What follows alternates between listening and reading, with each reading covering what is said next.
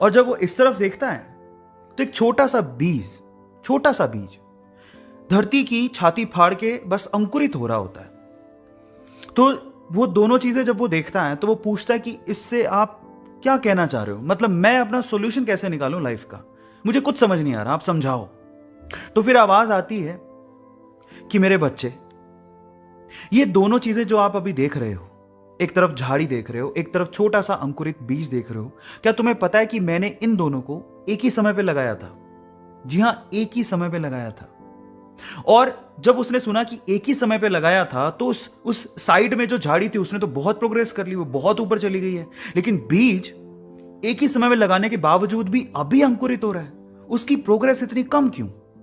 उसके मन में ये, दिमाग में ये सवाल आता है। तो फिर जवाब मिलता है उसे कि मेरे भाई, ये झाड़ी है, जब ये ऊपर प्रोग्रेस कर रही थी तो ये जो अंकुरित बीज आपको दिख रहा है, ये बैम्बू का बीज है।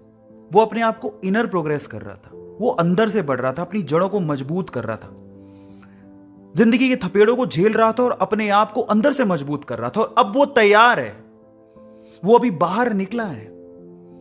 आप इन दोनों की प्रोग्रेस का कंपैरिजन मत करो। झाड़ी ऊपर बढ़ी तो ये बीज अंदर से अपनी जड़ें मजबूत कर रहा था। और जब कोई अंदर से अपनी जड़ों को मजबूत कर लेता है, उसके बाद जो उसकी आउटर प्रोग्रेस होती है ना, वो बहुत ही जबरदस्त होती है, बहुत अच्छी होती है।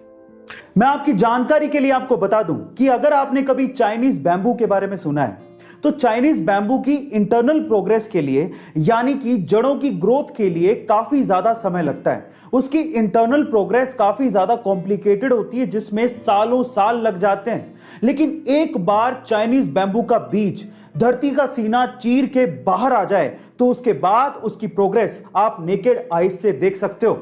विद इन 24 आवर्स, 24 घंटे के अंदर अंदर वो 60 से 70, 80, 90 फीट तक ऊपर जा सकता है।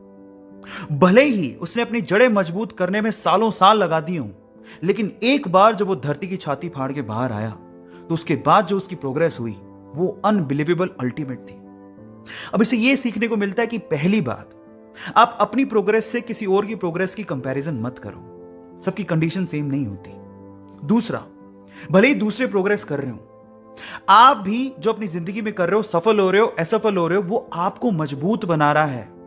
क्या पता ऊपर वाले ने आपके लिए बहुत अच्छा रखा हो, बहुत अच्छा रखा हो, लेकिन सिर्फ आपको मजबूत बनाने के लिए, आपको सक्षम बनाने के लिए, आपकी प्रोग्रेस के लिए वो आपकी परीक्षा ले रहा हो। लेकिन एक दिन वो वक्त आएगा जब आप पूरी तरह से तैयार होगे तो आपको वो उस लेवल की प्रोग्रेस देगा जब आसपास के लोग आपको देखते रह जाएंगे। तो मैं इतना ही कहना चाहता हूं कि निराश मत हो। जिंदगी में कुछ नहीं मिल पा रहा है तो धैर्य रखो, आगे बढ़ते रहो, धीरे धीरे ही सही।